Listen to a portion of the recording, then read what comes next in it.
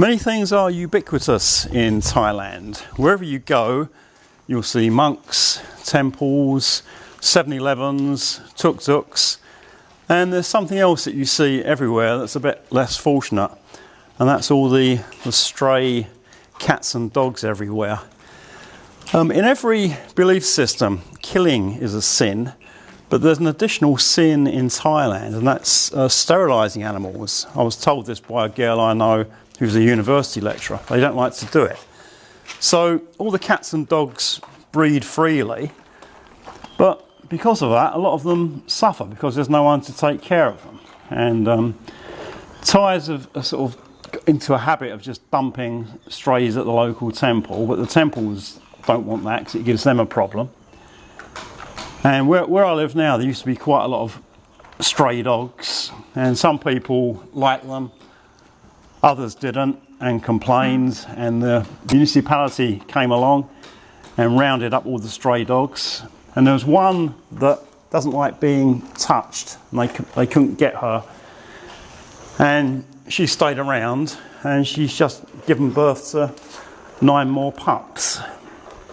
Now I feel really sorry for them, and I'm also really keen that my children grow up loving animals, so we've got some food for them, and there's other people that have brought food along, and it's a real problem. You just, obviously I can't commit to looking after them all the time. We do what we can, but it's likely that the dogs will suffer. Most of these houses are built with fish ponds, and in the past the fish ponds during construction are filled up with rainwater, and a lot of pups have fallen in and drowned. These ones are doing fine so far. There were 9 born, and there are still 9 remaining, so they're all healthy. They're cute, nice looking pups that actually make good pets, but Thais don't like this sort of dog as pets. If they get a pet dog, they normally get a breed of some kind. And it's quite sad to see, really. So we do what we can at the moment. Just we'll bring some food every few days. So there's some.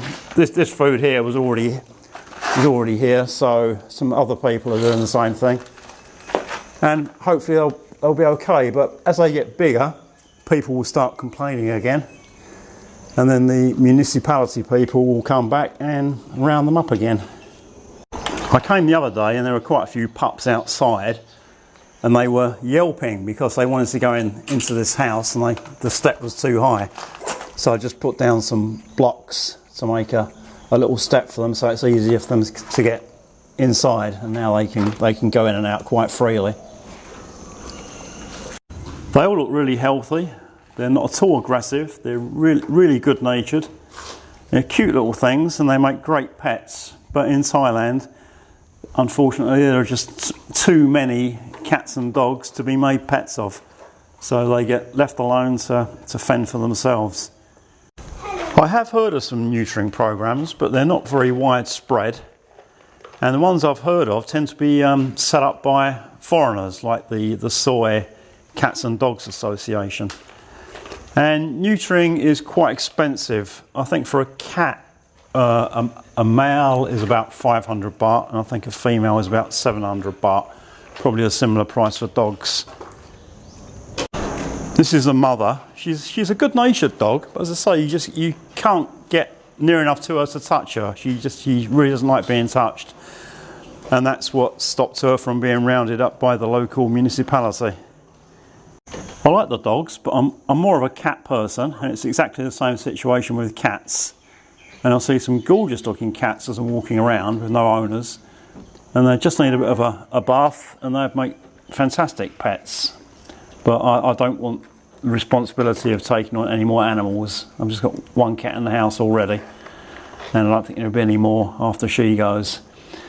So if you're in Thailand and you're interested in a nice puppy, we've got colours ranging from white to all the way through to black with various shades of brown. Just leave a comment below.